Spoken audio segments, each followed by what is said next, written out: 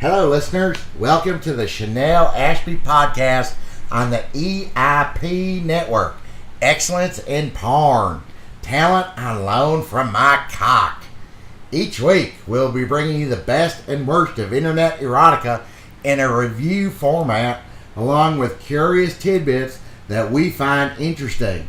In addition, we will freely and liberally use the 7 words that the FCC, goddamn government, dictates that cannot be used on television or radio. These words, in case you are unfamiliar with them and are a new listener to the Chanel Ashby podcast, are shit, piss, fuck, cunt, cocksucker, motherfucker, and tits. All of them my favorites. We hope you enjoy the show, and as usual, we welcome all listener comments sent to chrisplove69@gmail.com. Welcome to episode 5. Hi, Chanel. Hi, Chris. How are you? I'm good. I'm kind of spent.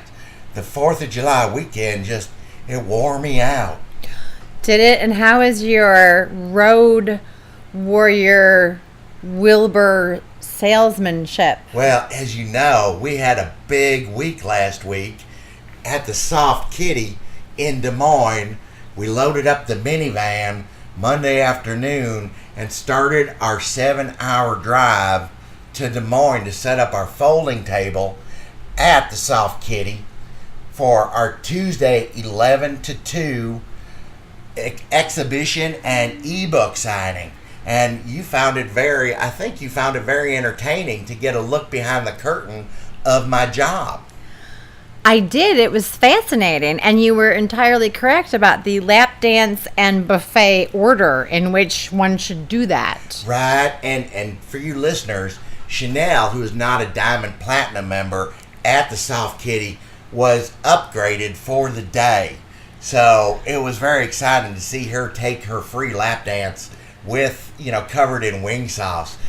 It was great. Right, very slippery. You're a little bit of a messy eater, aren't you? I am. Right. I'm very enthused. She spills a lot on her cleavage. About meat. Right. You do like meat, don't you? I do. Right.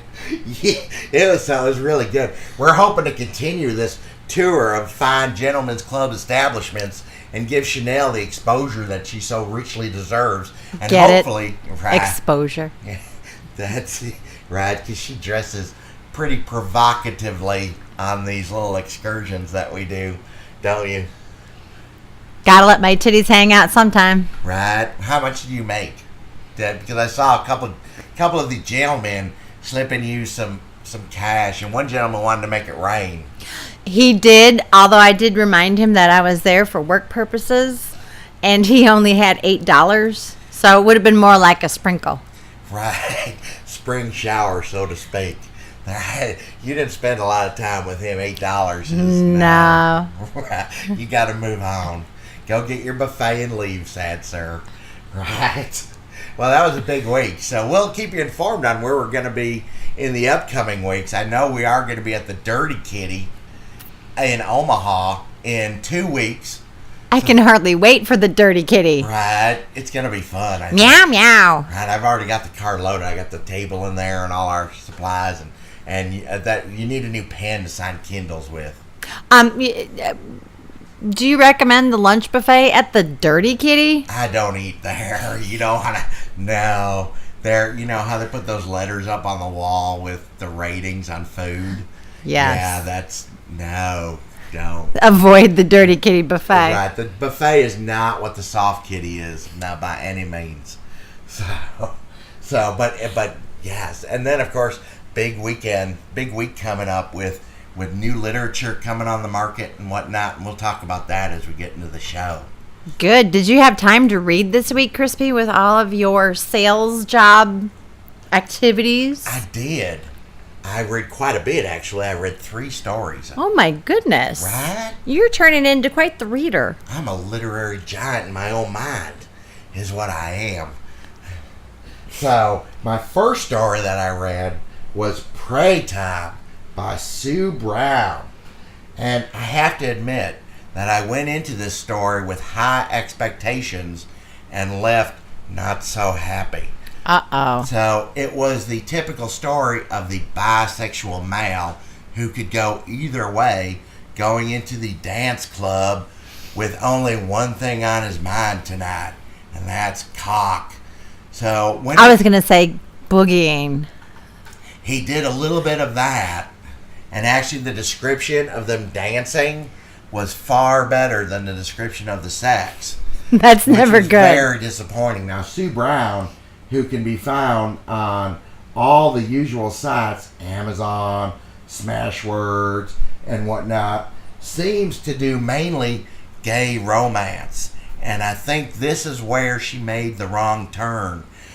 Listeners, there's a fundamental difference between gay romance and gay porn. So when you're looking for smut, which is the type of stuff that I like to read in the Super 8 when I'm all alone and kind of leave kind of like a Jackson Pollock painting on the ceiling if you have an ultraviolet light, this is not that reading. It was very disappointing because Mr. Gargantuan, as the lead character is referred to... That's his name? No, his name is Jeff. But he's referred to as Mr. Gargantuan because it's the biggest cock his two partners have ever seen. This is bad writing. Right. It was not good. And the sex, which can be really hot, was not. Boner down. Very sad. Right. But I will say, if you are looking for gay romance, which is perhaps two men of a certain age that care and love for each other, thank God to the Supreme Court, who now says that's okay, you can probably enjoy her works, but not so much the sex part. You know, there's a lot of ladies that like gay for you and gay romance. And I'm going to say that the vast majority of those stories are written by ladies for ladies. Okay, so we should probably just expound a little bit on the difference between gay for you and gay romance. I mean, I assume that gay romance is basically the trash and drivel that I read every week. So it's usually some fat dude or fat chick who is basically chronicling her gay friend's life, and that would be the romance part of it, perhaps. The gay romance would be essentially the same as straight romance. So it's going to be two dicks, no waiting, instead of a dick and a pussy. So but same dialogue, same, we look into each other's eyes, and there's a lot of character development, and there's a lot of drama happening that brings their relationship together. And usually a foil. Right. The literary foil. Exactly. The third party. The unwanted. third, which is where in gay porn it would get hot.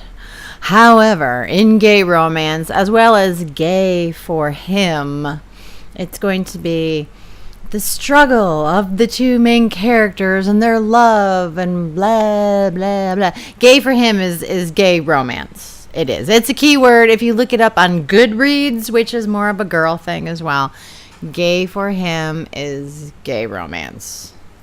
Watch out, listeners. That's not what you want. Here at the Chanel Ashby Podcast, the EIP network, we provide a service for smut. This is spank bank material that is going to get you where you want to be. Not if you're, I don't even know. I'm feeling kind of sick just talking about it. About romance. About romance. Oh, that's later in the show. Right. I've got a doozy for you listeners this week. Did you take enough Pepto-Bismol? I bet you can't wait, can you, Chanel? I'm excited. Yeah. I was pretty excited to hear about one of the stories you read, Raw Freaks, which sounded, I like the author's name, Beast. Oh, this was very interesting. I enjoyed it a lot. Raw Freaks was a sort of compilation of some gay stories. Now, the twist in this particular case is Beast is a black author who tells you that he's black on his website, which you should go to beastauthor.com if you're interested in that kind of thing. He's a black man who writes black gay porn. This would be black on black. This would be urban. They're going to put it under the category of urban, but it is. It's black on black for the most part. And that doesn't happen too often just because culturally, black gay men are on the low. Not a lot out there for those guys. Right. Kind of ostracized in their lifestyle choices. It is. And if you can get past some of the slang that Beast uses in his work, the actual story is it's not bad. I'm going to say that the first story that I read, it was an excerpt of Freshman Freaks. And for me, when I'm reading, if somebody uses the term booty holes, I'm like, oh, hi, are we in grade school? But, booty holes and pimping and stuff like that, that's sort of off-putting for somebody that's not a teenager. Essentially, in that story, the straight friend basically mouth rapes the gay friend. So if you're into non-consensual, that was pretty hot. Although the next story, which was called Temptations of the Flesh, had a lot of hot Catholic guilt and shame.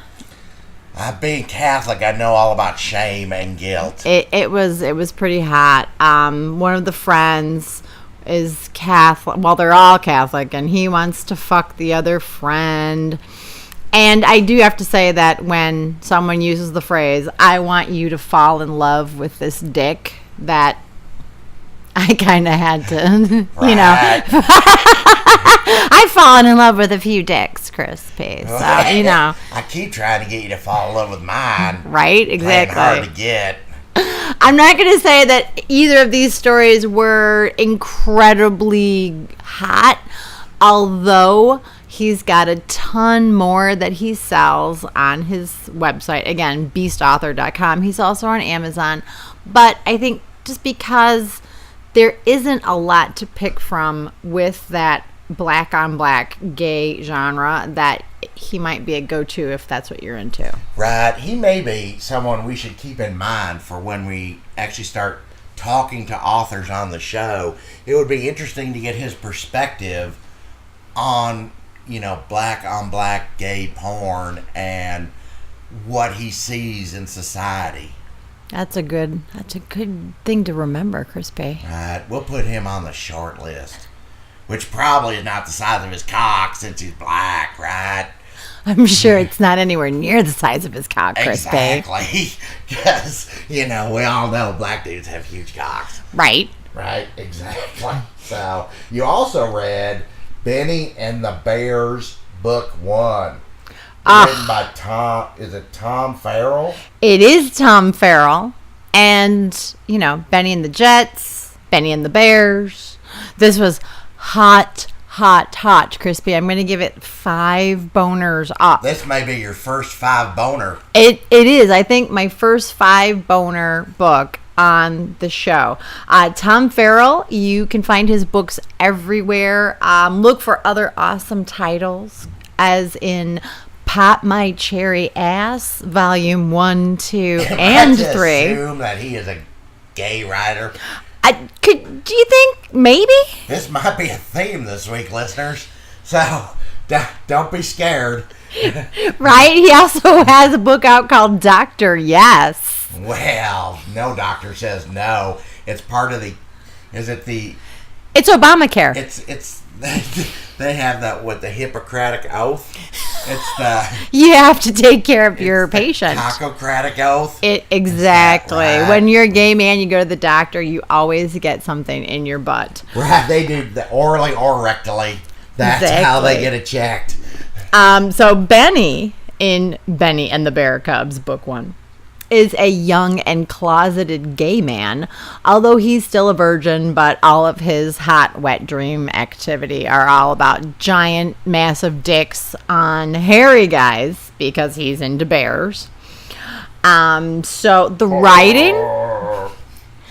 writing is excellent, although there is definitely a story here. So if you really are interested in how Benny grew up and where Benny grew up, then great, read it. Otherwise, if you're like me, scroll to the hot naked part. So he finds an ad in the Gay Personals, and it's 2 bears looking for a cub to play with. Right. Fortunately, he showed up. Right? Well, he answers the ad, and then How fortuitous. Right? You get a little bit of backstory about the 2 bears. One of them is an older guy with a giant dick, and the other one, a daddy type. He's a daddy, and then his son, we'll say, in this relationship, was a virgin when he met this guy. But after being the bottom for so long, he wants to explore his top side. So that's why they need a bear cub to play with. Right. So they can Daddy's both. Not bottoming. Daddy's not bottoming. No. Apparently, Daddy bottomed at Christmas, and that was enough. Merry Christmas. Hi, Santa. Right, exactly. So these 2 big, hairy gay dudes want to spit roast Benny. And I particularly wanted to point out a couple of these phrases. A cocktail of spunk made by 2 beefy bears. Well, that pretty much sums it up right there, doesn't it? That's a picture right there. Or that's a party you want to go to. Drilling your hole to the point of destruction. This is good writing, Chris Payne. We're keep in mind that phrase for later when our fetish of the week comes up, because drilling the hole to the point of destruction is going to be key to what we talk about later, right, Chanel? It is. So I'm giving Benny and the Bears, book 1, 5 boners up. If you are into hot, hairy, dick-sucking, manly men getting it on with other manly men, this is for you. Right. That's excellent. Well, we're off to a good start so far. I agree. Now, I took a jump into the wild side, the dark side of BDSM this week. Ooh. And I found an author named John Savage. Now, John can be found all over the internet. Amazon for mainly a lot of his milder stuff. And then, of course, websites such as One Adult eBooks or Fiction for All for his darker, more non-consensual stuff. So he seems to basically focus mainly on what would be non-consensual kidnap and S&M torture.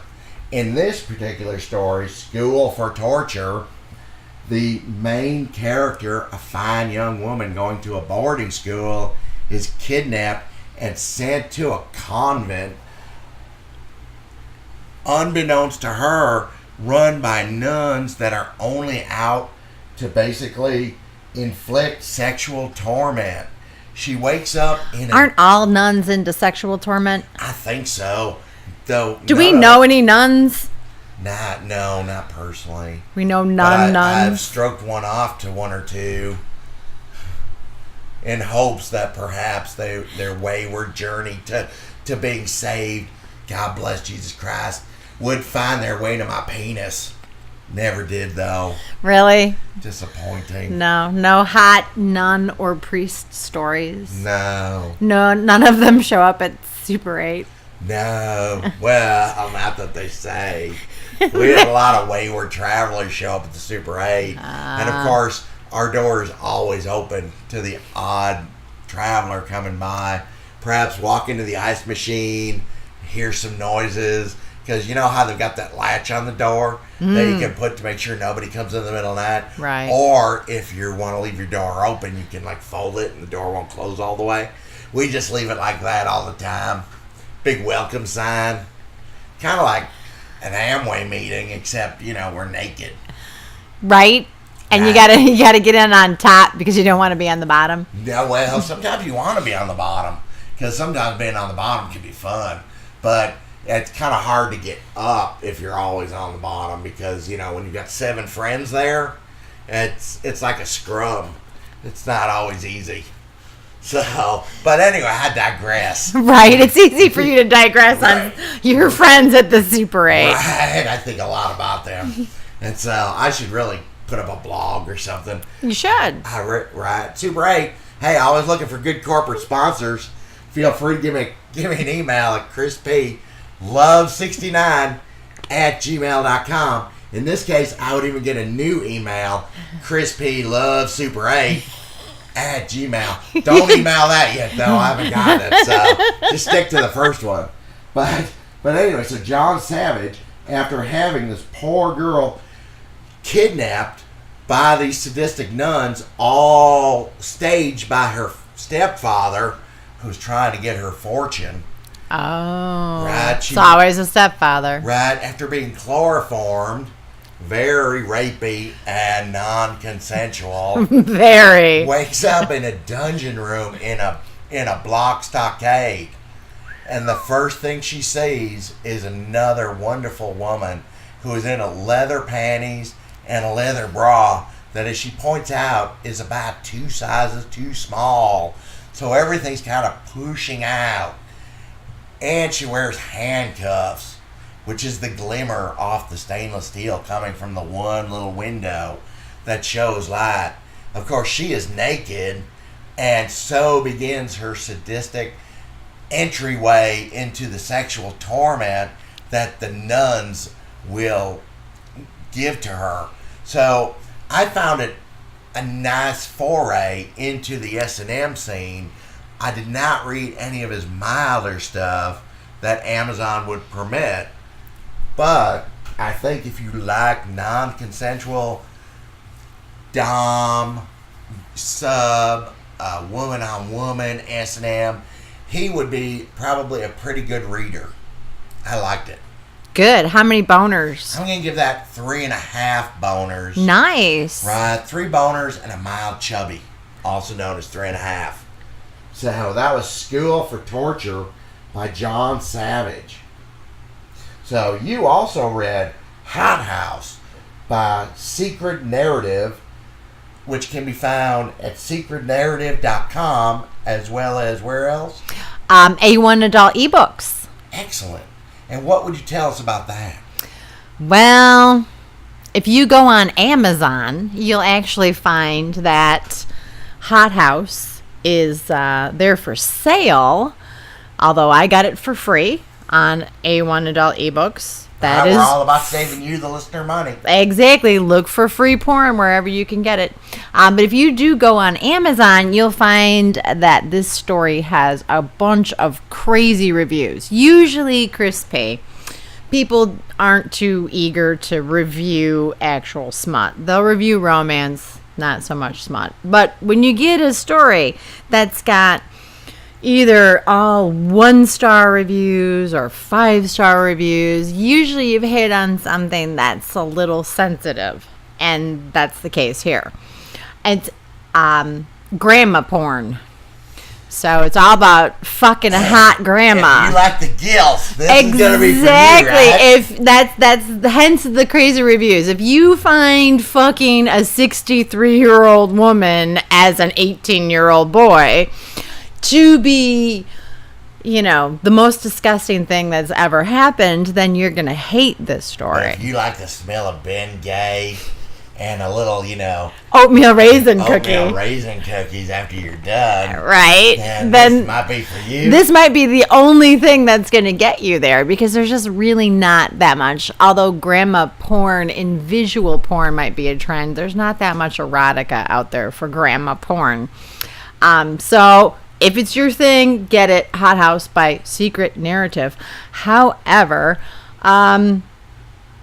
it was a pretty good story. Really? It really was. I personally not really into the whole grandma porn, older woman, younger man thing. However, it was well written. It's set in England, and she is a tutor for a 18-year-old boy. The author has a good tone. She uses some very English words.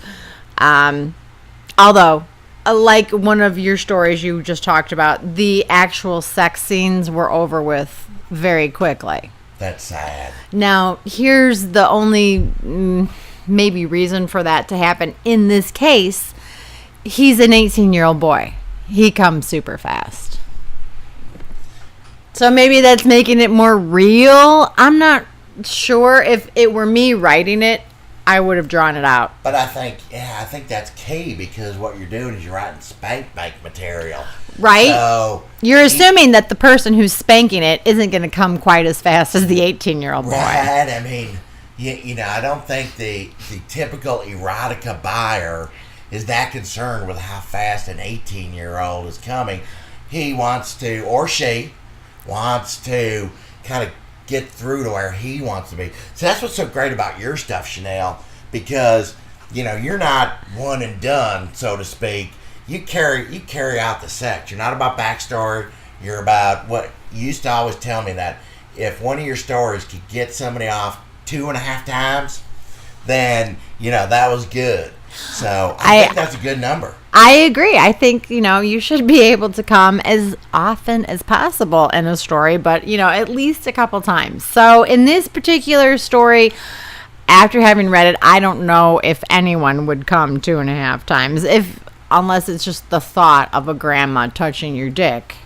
Maybe that's enough for you. But that's not enough for me. Right? I don't think it's enough for a lot of people. The only other comment I wanted to make on this was the author spends too much time discussing this 63-year-old woman looking at herself and thinking about how old she looks. And I think that women hear that enough, and it's bullshit. A 63-year-old woman can be very attractive. And why are you feeding into that whole, like, a woman stops being sexy when she hits, 20-something? So, it was grandma porn. I'm going to give it... With a little age shame. It was a little bit of age shame. I'm going to give it 2.5 boners, only because it's practically the only grandma porn I have found out there. But I think authors could do better. Write something hotter that doesn't shame older women. Right, you should embrace the older women. Right, because there's a lot of 18-year-old boys out there that want to spank it to you. Well, the Mrs. Robinson phenomenon has been around for quite a long time. Exactly. And I think there's a lot of people that find it hot. And God knows, there's a lot of older women that are like smoking. Right, like, what's her name from Red? The movie Red. Oh. The British woman. I know who you're talking about. Right. I can't remember. Helen Mirren. Helen Mirren. She's hot. She's hot, right? She is. She's like 70-something, but bone her up to her. Right. Hey, Helen, if you're out there, give me a call, will you? Go ahead and just shoot me an email. We'll hook up. That'd be great. There's a lot of good-looking women that are no longer 25. And unfortunately, we live in a culture where pussy shame, fat shame, age shame, these are all women-related things. And, women authors need to stop. This is a sad reflection on society. And sadly, most of it's catered to by women. It is. I agree. So anyway, Hot House, it's a grandma porn. Like that crazy fat ginger from last week. Wow, there with all your fat shame. God, I hate her so much. You email me. I want you on the show. You're such a hater, Crispy. She's terrible. That was the worst book ever. I almost couldn't even make it to work this week. Did you read any more romance, or were you completely sated on romance? I read more romance for you, the reader, but not because I wanted to. It's because I'm trying to save you, the reader, time and money. But we're going to get to that in a moment. First, we're going to talk about our sex phrase of the week. Ooh, I love these. And once again, we continue our tour of America. And this week, the Mississippi meat hook is what's featured. Hello, Mississippi. So, okay. What in the heck is a Mississippi meat hook? Well, yeah, I'm sure you've been in this position before, right? Where you're naked in bed with your significant other and you're cuddling or up. an insignificant other. Well, depending on what day of the week, right? Right. So, is it Tuesday? Yeah. Chanel's not about relationships. Chanel's about basically rotating through the hitters. Right? Right? Well, it's always spring training. Right. You're like a hotter Susan Sarandon from gotta work through them. So at any rate, but I'm sure you've been in bed with your significant other of the day, and perhaps he's got his hands on you and perhaps giving you the little, tickle with his fingers down there in your nether parts. And so, you have been reading romance if you're calling it nether parts. I've got to get it out of my brain. You got to Just send me some new smut. say pussy. No, because last week she spent 3 pages deciding to name her pussy. Just say pussy. I prefer to go with cunt. Okay. So when your significant other is fingering your cunt, and you try and get away because perhaps you realize it's Wednesday and this dude was Tuesday. Right. He needs to get out of here. Right, you got to go. So, but he hooks his fingers in you, so kind of like a hook, so that you can't get away. So Tuesday wants to hang out a little bit longer. So that is a Mississippi meat hook. Interesting. Right? Wow. Well, that's a level of dedication right there. If you're willing to hang on. I know. You don't want to give it up. No. No. And I would imagine that your vagina is pretty sweet, so I could see why that would probably happen to you quite a bit. The Mississippi meat hook. I guess I never had a name for it. Right, but now you do. Now I do. Thank you, Crispy. Enjoy. So, now, also, new this week is what's new in porn.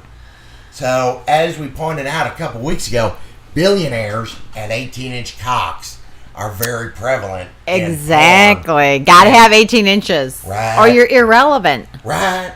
And so, stay with the times, riders.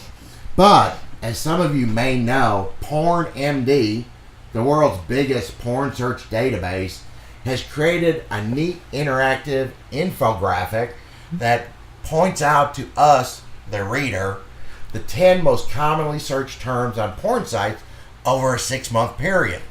And I'm a curious man. And I know you like to read too, Chanel. I do. So, when you look at what is popular on search engines, some, of course, the things you think about the most, teen. That's like a national pastime here in the U.S. Right? Exactly. Yeah. Bunch of freaks. Good for you. So, closely followed by college. Like college girls, college porn, etc. But some of the other things that we probably are unfamiliar with, obviously compilation is showing up in more than half of the United States. And that's for people who are looking for a lot of money shots, no backstory. Oh, compilations are good for erotica. And, Amazon's driving that market because, unfortunately, for authors, but fortunately for readers, the more you can get for the less money. Right, box sets are key. Box sets are key. Yeah, look for Chanel Ashby's box sets on Amazon. Shameless plug. So now, some of the terms that I really found interesting was BRCC, which is very popular in Wyoming for... What's the acronym for? The Backroom Casting Couch. Cracked the top 10 in Oklahoma, South Dakota, and Iowa. The states where naive girls with big dreams go to get taken advantage of by slick showbiz predators. Oh, so these are like girls who answered those ads for models and whatnot, Right. and then wind up getting their cherries taken. Exactly. Wow. Right, because they all want to be famous. Exactly. Or they get sold as mail order brides. Sex slave to a Saudi Arabian gentleman, or perhaps a Russian mafia gangster, always looking for, blonde Americans. These are good story ideas. Right, you should write them down. I've got a pen. So, that's great. So also, Swiss fuckers. I really like Swiss fuckers. I never heard of that. That's very popular in Switzerland, and it's a proper noun. It looks like a straight version of the bait bus. Are you familiar with the bait bus? I'm not. So it's basically kind of like abduction porn, and where a straight man is lured into a van and coerced into having gay sex. And that's what a Swiss fucker is all about. And you pointed out earlier that perhaps coerced gay sex, that's actually a thing. Coercion in gay sex is for straight men who want to read about going gay and not have to face the consequences of having gone gay. It's, rapey stuff in sex is a turn on, because that way the decision was taken out of the equation. You have no responsibility for your decisions anymore. Right. You were forced into a gay van. It wasn't your fault. And taken to IKEA. It wasn't your fault that all of a sudden you're naked and you got a boner and a cock up your butt and another one in your mouth and one in each hand. And one in your ear. Right. So it's definitely not your fault if you get into a stranger's van. Definitely. You were just trying to be helpful. You Right. needed a ride. I've been there. It's usually raining out and a little cold. Short on cash because perhaps the Wilbur didn't sell as well as I wanted to. So commission sales is a bitch. It really is. I hear ya. Right? So one of the other top terms was Nina Hartley. Now Nina Hartley is a porn star popular from the 90s and early 2000s, and she's 54 years old, and she now makes sex positive educational videos, talk about making a bad left turn. And so, but she was very popular in Venezuela. Interesting. Right. Now, oddly enough, how do you pronounce that? Futinaria? It is very popular in Egypt and Lebanon, and is Japanese animated porn that features transsexual or intersex characters. Now, you actually had a theory about Futanami earlier before our show, and we were talking about that. We believe, and though we don't have statistics to prove it, though we're pretty sure we could, that men in North America, and that's a big shout out to you Canadian friends, have the biggest cocks in the world. We're assuming that a few of our Brit friends might, but that definitely Chinese people do not. And, I think and maybe Japanese too, because anyone of Asian descent probably have tiny dicks, right? I think maybe you've taken the conversation to its natural conclusion. However, That's what I'm saying. I do believe that what we were discussing is that Japanese porn, which Futanari is a Japanese thing, all of the transgendered characters in Futanari have giant genitalia. And, of course, there's the whole tentacle porn thing that's Japanese and whatnot. That size seems to matter to them a lot. So I think our theory was They have small dinks. they might have small dinks. Tiny, tiny little dinks. Right? I Which think is why you could China be right. wants to take over the world, because they got tiny dinks. I really think that's what it means. It's a power thing. Right, it really does. So now, what I also found interesting was in Chile, it is homeless sex is very popular. The concept being that a homeless girl would have sex with a homeless gentleman to be able to sleep in his box.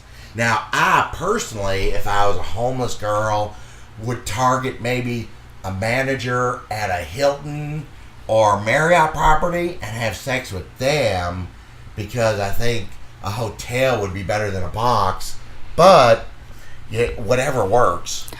So she's trading box for box? Well, she doesn't have her own box, I assume. I haven't watched any of the homeless sex, but it's very popular in Chile. And I pronounced that correctly, Chile, right? That's how you do it. Not chili. That's what you eat, Chile. So, I also like the term silver daddy. So I can only guess what that means. Well, that's pretty much what it sounds like. Oh, there you go. An older gentleman with maybe past the salt and pepper stage. Now he's just got that great silver mane of hair, Who wants to have sex with his daughter or son? Probably. Someone that age. Right, and that is very popular in Libya. I was going to say labia, but it's Libya. It is popular in the labia. Well, and the 17-year-old that Silver Daddy wants to have sex with, he's probably really popular. And so, now in Morocco, woodman, search term woodman, which is really appreciated by Brooklyn's bearded and flannel hipster men, but woodman more likely refers to the noted French-born high-budget adult film director Pierre Woodman. Now, I am unfamiliar with his work. That sounds very fancy. But apparently all of Morocco is. So these are pretty exciting terms, and we just wanted to bring some of them, to your attention. And of course, can you give us that website address again, Chris P? I can. Porn MD. Like doctor. Right, or like WebMD, except for porn, which probably would be a lot better for your ailments than WebMD, because nothing like a good stroke off probably will resolve a lot of whatever issues you have going on. Well, short of maybe a broken leg or something like that, or something like an anal prolapse. Well, which now brings us to our featured fetish of the week. And our featured fetish of the week is called rosebudding. So I know you did a lot of research on this, and all I could say is this may be a good time to avert your ears, listeners. Well, yeah, if you're very sensitive about your butthole hanging out, you might want to stop listening. I'm very fond of my butthole being where it is. I kind of like my butthole exactly intact the way it happens to be. However, one of the trends in porn right now is rosebudding. And that is a nice term for an anal prolapse. Now, earlier we were speaking about grandma porn. Actually, in the real world, anal prolapse is something that generally happens to grandmas. Uh-oh. Watch out, Grandma. Right? When grandma gets fucked 10,000 times in the butthole, apparently her colon starts to stick out. So when you start getting butthole sex when you're 17 or 18, here, always 18. It's always 18. Right? And then, when you're 68, so you're 50 years of butt sex, you're chronic, gonna have some problems. constant butt pounding. Unless, of course, you're probably fucked by maybe a Chinese or Japanese dude. That's probably not so bad because they've got tiny dinks, right? Exactly. Right. Well, that as more and more free porn is available on the internet, a lot of we actually try to make money on our porn sites are trying to come up with, or they've been forced to come up with, more and more forbidden and more shocking kind of things. So anal prolapse is one of those things. And quite frankly, because a lot of the very popular porn stars have done so much anal and gangbangs and anal and larger objects in the asshole and anal that they actually do have a prolapse at this point. Rather than hiding it, they've just started to let it hang out, and now, of course, it's a thing. But I did want to let people know that what happens when you rosebud is that the walls of your rectum have collapsed, and your colon hangs out of your anus. That doesn't seem like a good thing. It really doesn't, but it actually makes something that sort of looks like a rosebud. It's pink and wet, and it's skin. It's not supposed to be on the outside. It's actually supposed to be on the inside. But what happens in these rosebudding scenes is usually after extensive anal play, whether it be with large objects or a lot of dicks in the ass. Like a Wilbur. But repeated Wilbur activity, that the prolapse will occur, and then there's kissing and oral and licking of the rosebud itself. I better start cutting back. I'm going to say, if it hurts, then there's a reason for why it hurts. And this is not something that you want to try at home. Even professional gay porn stars that are used to taking a lot of anal abuse say that. You say abuse, I say good time. Right? But whatever. But, in that general gray area between abuse and good time, that they don't know what will be the thing that makes them prolapse. And that's kind of the dangerous part because, generally speaking, in order to fix the prolapse, you require surgery. And taking time off. I don't know that Obamacare is going to cover that. Obamacare does not cover butt sex injuries. Shame on you, U.S. government.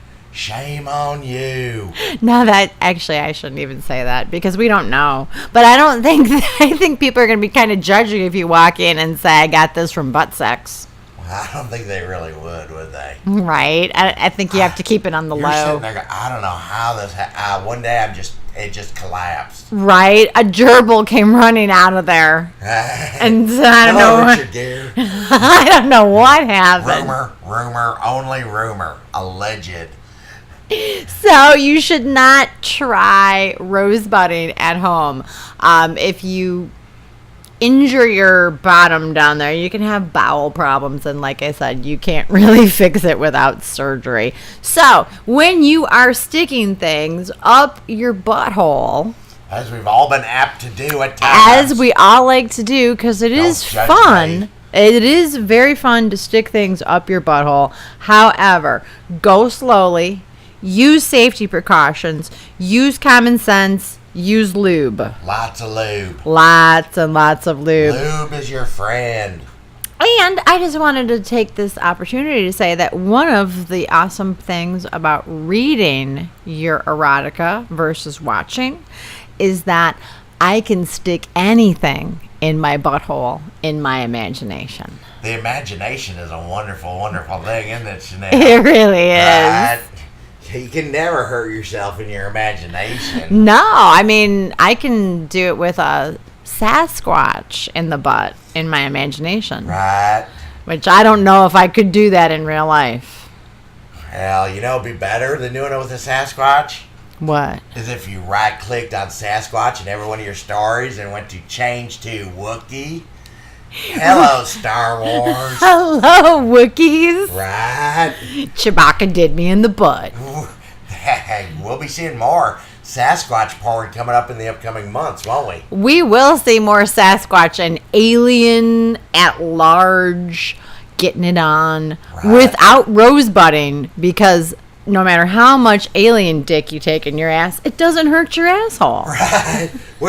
Speaking of not hurting your asshole, we are very excited here at the EIP Network to announce that thanks to you, the listeners, Dick Stryker has been put back on the writing table. Right? So the listeners have spoken, and Chanel has listened. Great Americans, all of you.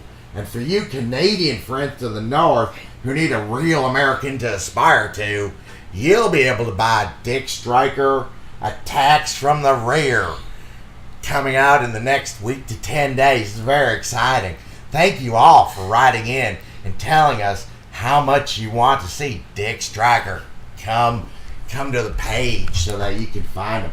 We are very, very excited that's going to happen, aren't we, Chanel? We are. Right. We're very excited about Dick. I've been walking around all day just like on a cloud. With a chubby. Full mast. Right, Dick Stryker, he's my hero. I've noticed that your pants haven't been zipped up the entire time. Right, well, they're usually like just laying around my ankles. But I just decided to unzip them. It's kind of like Thanksgiving, where you just unzip your pants and you just leave them open. Kind of like that one creepy uncle that would always come over and then get drunk. And then after dinner, he's got his pants unzipped and he wants you to come sit on his lap. So I think that only happened at your house. Really? Oh, well, then we probably shouldn't talk anymore about it. Hey, Uncle Charlie, see you in a couple months. Okay, moving on. So, every week I review a romance book, this week being no exception. So, this is a genre that is most commonly purchased and discussed by middle-aged fat women, some of them gingers, Miss Wilder, who can be seen fondling their Kindle in one hand and a Godiva candy bar in the other, who I'm sure there's a giant shortage of in Michigan, where Miss Wilder lives. Just a side note, speaking of Michigan, Tim Allen, I hate you with your sweet, sultry voice, wanting me to come to Michigan, just collecting that sweet national advertising money. I could do ads for Michigan, don't you think, Chanel? I think maybe. Welcome to Michigan, where we have lakes and like wonderful bounty of beautiful things. I think if you're going to do a Michigan ad, you should do an honest one that's like, welcome to Michigan. For 6 weeks out of the year, we're awesome, and the rest of the time, you freeze your nuts off. Right, but with Tim Allen's sweet, sultry, sexy voice drawing you closer and closer, you don't even realize it. Have a little bromance going there for the Tool Man. Right, he's pretty sweet. I mean, to fall into that gig, God bless him. I'm a little jelly, is all I am. Yeah, I guess so. Back to romance. So this is a truly painful weekly exercise that is only rivaled by having a non-curable flesh-eating disease. So this week, I read Adriana Hunter, Surrender, Guilty Pleasures #1, dominated by the billionaire. Can you make your title a little bit longer, goddammit, Adriana? The only thing worse than reading that was reading the book. So, which of course, book 2 is Stripped, and book 3 is Submission. This seems to be a common theme with you romance writers. One-word titles. Of course, it's not just Stripped, it's Stripped Guilty Pleasures 2, dominated by the billionaire. I mean, jeez. And of course, all these people are best-selling authors, international bestsellers, and yet I don't seem to see them on any lists anywhere. And but they all claim to be. Now, Adriana claims to have written her first novel at 13 and hasn't stopped since. Well, apparently, she hasn't learned how to write either since she was 13. Now, no disrespect to our Canadian friends, because I'm pretty sure she's Canadian, at least based on what I could find from her online, but perhaps you should evict her from your country. She is not doing you any good, our lovely brethren to the north. They're going to kick her out like Justin Bieber. Oh, we can only hope. But no, we could get stuck with her. Keep her up there. Just like take her off your internet. Just give us your Canadian bacon. Oh, we love Canadian bacon. It's like the best bacon of all. Oh, wait, no, I'm forgetting. Okay, so, well, of course, this story starts out like every other romance book. The heroine reading 50 Shades of Grey alone with her cat and a cup of tea under an Afghan because she's another BBW. Is she flicking her bean under the Afghan? No, she finishes reading the book. She does flick her bean in a lavender scented bath because that's what every fat single woman does every night after reading her 50 Shades of Grey. And another person basically shaming on big Rubenesque women, and from best I can tell, Adriana is not a fatty. Excellent. Makes it even worse. Shame on you, Adriana. Shame on you. So then, because she's enraptured by the concept of BDSM, but not wanting to give up her wily feminist ways, in a moment of weakness, she goes on collarspace.com and creates a profile where, big surprise, she puts in her weight, less 20 pounds, and puts on a... It's terrible that you've actually had to mention that. It's terrible that the author had to mention it. It's just... Right? Yeah. It's fat shame. It is fat shame. It's not right. But, of course, anyone who knows that once you throw a profile up, you have to put up 4 or 5 pictures of yourself, because that happens all the time on collarspace.com.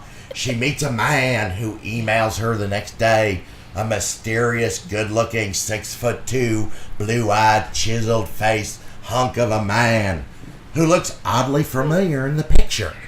Lo and behold, he turns out to be the reclusive bachelor Texas oil billionaire. Because that dude... How convenient. Right. Because everyone knows that's where you're going to meet, like an oil billionaire on collarspace.com. Isn't that where you meet yours? I wish. We'd have a lot... Our production values would be a lot better if we had $1 billion to draw on. Right. Right. No more selling the Wilbur at the Dirty Kitty. Bye-bye, Dirty Kitty. So long, girls. So, of course, Jake dominates her and ties her up and gives her an orgasm that is so enrapturing that she actually loses consciousness.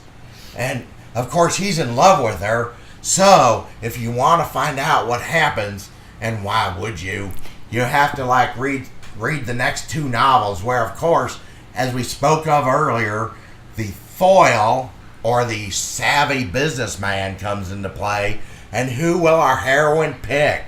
Don't care. She should be in the bathroom throwing up because she's probably bulimic, I would guess.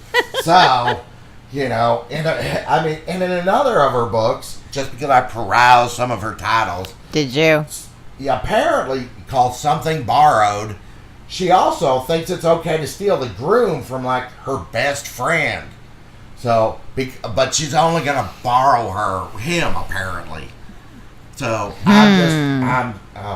and she uses all the words like lusciously curvy and delightfully voluptuous. That's BBW. Right? Exactly. And that's what she writes. A lot of BBW. I don't understand. So you give it 0 boners? I think it's a pretty safe chance that every week in my romance review, we will not be having anything but 0 boners. Really? Right. You've never even gotten close to a boner? It will be a wonderful, wonderful day if I pull Chubb on a romance book. And that's not to say that it can't happen. I just have not experienced that yet. You're still a virgin? I'm a romance virgin. You know, it's funny that you mentioned that because I was actually looking online. And one of the things that I find interesting is that the 2015 Romantic Times Booksellers Convention seems to coincide, oddly enough, with the 2015 Weight Watchers Convention. So, do you think there's symmetry there? I think they're probably going to be going to the same convention. Sure. Maybe. I don't know. I just thought I'd mention it. So, that's a place to avoid, the 2015 Romantic Times Booksellers Convention. And we accidentally ran into that convention last year, didn't we, Chanel? We did. We did. We were down in New Orleans checking out the city and the sights and the good food. And lo and behold, there's all these women walking around with name tags saying published author. So, that was very interesting. Well, we didn't know that all they published was romance. Right. Well, that probably explains the sensible shoes that they were all wearing, the Crocs and whatnot, because making that quite that fashion statement in plaid and Crocs. Right? They were a very sexy bunch. It was, I could barely keep my pants on there. That's for sure. So that is my review. So now, as we begin to start and wind down the show, we do have to cover our question of the week. And dear Chanel. Oh, we have another listener question? We do. And, of course, we welcome all questions to chrisplove69@gmail.com. But this week's question is, Dear Chanel, I'm fascinated by the thought of being a human toilet. I saw a video last week and experienced a very intense and personal orgasm while watching this video. If I can find someone to share this experience with, Where should I look, and should I be concerned about getting ill from eating human waste? Those are very good questions, listener. I would be cautious when looking for someone to provide human toilet services to, and perhaps... Are you looking for like a vegetarian, or perhaps somebody on a gluten-free diet? Well, I would say I would try, if this is a new experience for you, going to a professional dominatrix. To a dungeon. I would go to a dungeon, or I would look up a professional domination provider in your area, and you need to find out if this person has past experience with this kind of fetish, because it's actually not something that a lot of people can do or are interested in doing.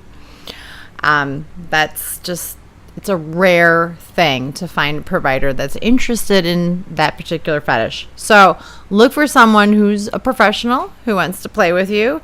And a regular diet of human shit and piss is not healthy, but once or twice, and then you take the necessary precautions like brush your teeth and drink water and etc. Fluids.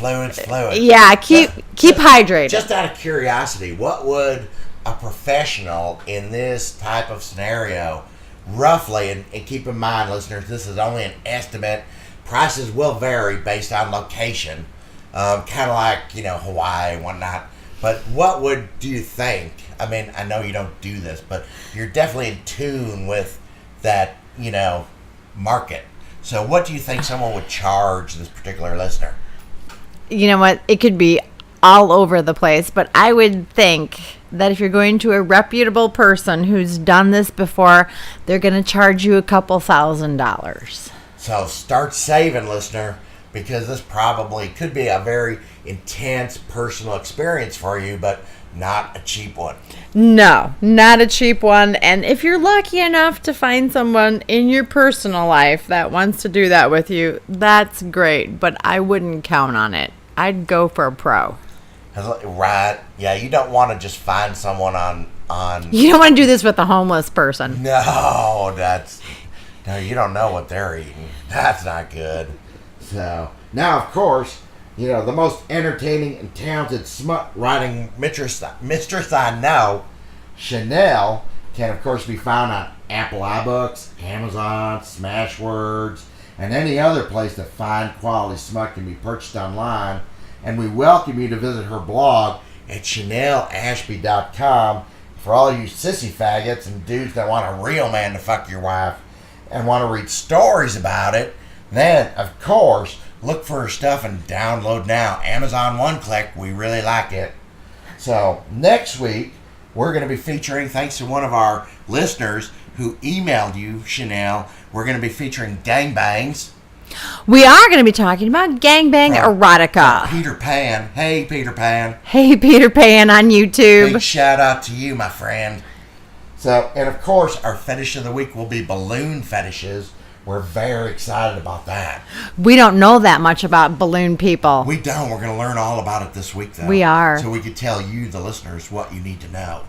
So, and of course, we welcome all questions and comments to chrisplove69@gmail.com. And please do not send any naked pics or body parts or your grandma's vagina to chrisplove69@gmail.com, or perhaps pictures of your neighbor's ball sack. Definitely no pictures of your neighbor's ball sack as he sits out sunning himself in perhaps this fine July sun. Or his wife's hot titties. Definitely don't want pictures of his wife's hot titties to chrisplove69@gmail.com. And you all have a good week. And we look forward to talking to you next week. Bye, Chanel. Bye, Chris P.